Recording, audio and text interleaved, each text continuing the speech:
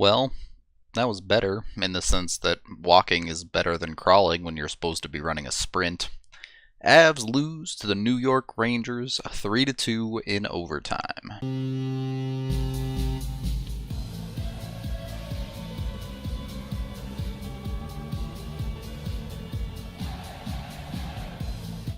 The first period of this one was a bit weird. When you look at shots attempted, they were fairly even between the two teams, but actual shots on goal, the Avs got owned. Rangers had 19 shots on goal to Avs having just 7. Basically, the Avs were settling for low percentage and low accuracy shots far too often, and giving up 19 shots in a period is just too many to give up, especially to a team like the Rangers. With that said, I thought the top line did look fairly dangerous regularly through the first period. In fact, Rantanen even hit a post with a very pretty play that brings us up to 4 bad posts. On the other end of the ice, not only were the Avs giving up a ton of shots, they were giving up too many quality chances. Halfway through the period, Lettieri gets sprung for a partial breakaway. The only way to stop him is Nemeth taking a hooking penalty. And I know there's a lot of talk about what a good penalty is, and one on a breakaway is usually a good one, but really, if you had played proper defense in the first place, you wouldn't have had to take a quote-unquote good penalty, so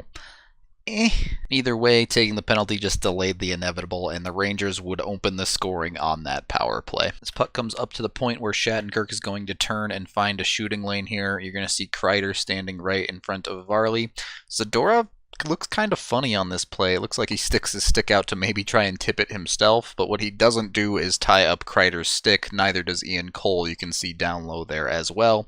Kreider gets his stick on this one, and Varley has no chance. Power play goals happen. You're not always going to be able to tie the stick up. I'm not too worried about that. What's more concerning is the shape of this first period after the 2 awful periods in Calgary the game before. For a good portion of this period, it felt like the Avs were kind of just going through the motions and not really trying to give it that extra effort. The Avs would get a power play of their own that they would fail to do a ton with, and then the clock would just kind of tick off the period without much exciting for the Avs. To start the second period, the Avs kill off a penalty, and they're kind of muddling through. Things are starting to look a little better, but there are still some grievous mistakes here and there that they're getting away with, mostly because Varley still looks really good. The Avs start generating a little bit more consistent offense, getting the puck on net, even though Hank is stopping all of it. That eventually leads to a power play for the Avs about 7.5 minutes in, and we're finally starting to see that first unit put the pieces together.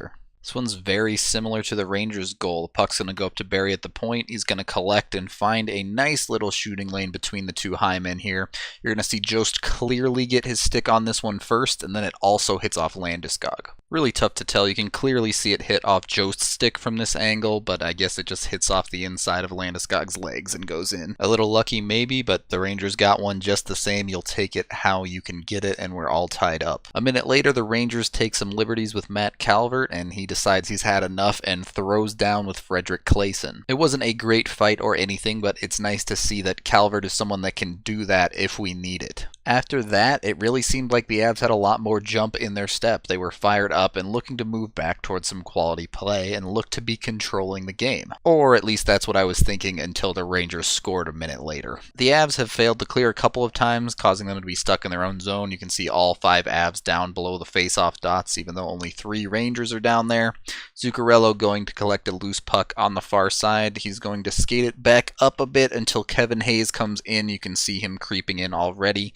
He waits just long enough to hit a perfect pass to Hayes, who has plenty of room to set up for a one-timer. Hayes doesn't actually rip this one that hard, but it's a very accurate shot. One-timers, man, they don't have to be perfect. A lot of the time they just gotta be on net. Varley was still moving across, and you shoot across his body like that, that's a really tough save for any goalie to make. And that one stings a lot for the Avs. Right when it seems like they're figuring things out, they make a few mistakes and get punished for it. Even against teams in the bottom of the league, you gotta be clean and crisp or you will pay the price. Avs would continue shooting themselves in the foot a minute later with Landy taking a double minor high sticking penalty. The Avs would be very solid in killing both of those off, though particularly Kamenev would do a very nice job on the PK. By the way, with JT Compher out, this was easily Kamenev's best game in an Avs jersey so far. He was noticeable on multiple occasions in the offensive zone and played over 3 minutes of PK time. If he can do that consistently, he's going to take somebody's role away. I can just about guarantee it. The good news is, after the PK, the Avs are right back at it. They seem to be clicking and giving it a good effort now. Problem is, while the Rangers might not be a great team this year, Henrik Lundqvist is still very, very good, and he's robbing the Avs left and right on multiple occasions as they're pushing in the offensive zone. He made an incredible save on Matt Nieto because that's just the way this season's going to go for Long Beach. Thankfully, it seems the Avs have mastered the art of the double deflection, and that's just about what it takes to beat Hank. Less than 20 seconds left in the period. This is a set play off the faceoff. The Avs win it and send it back to Tyson Barrie, where he drops it for Rantanen. Rantanen walks the blue line here, gets around his man to find a shooting lane, and just lets it rip. You can see Landeskog already sitting in front. He's going to move up a bit higher into the slot, and McKinnon is going to slide in behind directly in front of Lundqvist. Great job by Landeskog to get the initial tip, and it ends up banking in off of McKinnon's legs. And that is a really cool goal, yes, because the Avs tied it with 10 seconds left in the second period, but also it makes some history for the Avs. Not a pretty one for McKinnon, but that's still his 7th goal in 6 games, scoring 1 in all of them. That sets a franchise record. Yes, that includes the Nordiques for the most games to start a season with a goal. That's pretty cool. More interesting, to me at least, is that Rantanen has assisted on all of those 7 goals. He also has an additional assist and a goal of his own on top of that. And beyond that, the kid has just looked amazing this year. He's pulling off dangles that he wasn't doing last year, and it is pretty to watch. If you had to pick an MVP for the Avs 6 games into the season, I think Rantanen would have a real case over McKinnon at this point. It's going to be fun watching those two for a long, long time. So you're tied heading into the third period. This is really a team that you should beat in regulation. But honestly, the Avs haven't had that third period killer instinct since that miracle 13-14 year. In fact, it wasn't until last year that the Avs even figured out how to make it to overtime and not lose games in the final period. The third on the whole was fairly slow. The Avs got half a power play chance that they canceled out with a penalty of their own, and the Rangers didn't do anything with their half of it either. I thought the top 2 lines continued to look good. That top line is always a threat, but they felt a little bit more consistent tonight. The second line honestly has been the Avs' most consistent line to this point in the season. They looked very good again tonight. They just couldn't find a way to beat Hank. Outside of Kamenev, I thought the depth disappeared a bit tonight, but they weren't actively bad. They just didn't really show up that much on the score sheet with shots on goal. Rangers, given they were off to one of the worst starts of any team in the league, were happy to play for the point and overtime. The start of overtime, obviously you're hoping for a better performance from the Avs than against Calgary. 20 seconds in, that gets stopped short because McKinnon gets called for a penalty. I didn't like this penalty call. Was it a penalty? Maybe, but you didn't call anything even close to that in the third period all the way as the clock was winding down.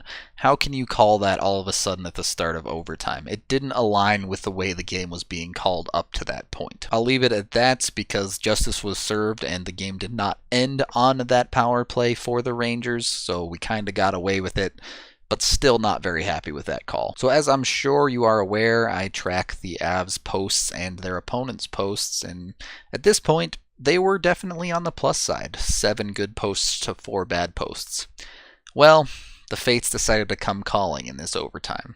The Avs ring 2 posts in a row to bring their bad post number up to 6. I had a feeling that number would close the gap pretty soon, but you really had to give us 2 of them in overtime. That stings. Outside of that, the overtime was still pretty sloppy. Given the Avs' skill, I was hoping for something a bit more organized, but ultimately, they couldn't beat Hank in the posts, and the Rangers couldn't beat Varley, so we head to the shootout. And I hereby choose to boycott the shootout this season. It is dumb and should be removed from the game. Avs lose this one 3-2 to the Rangers. Giving up a point to the Rangers that you could have had 2 against, not good.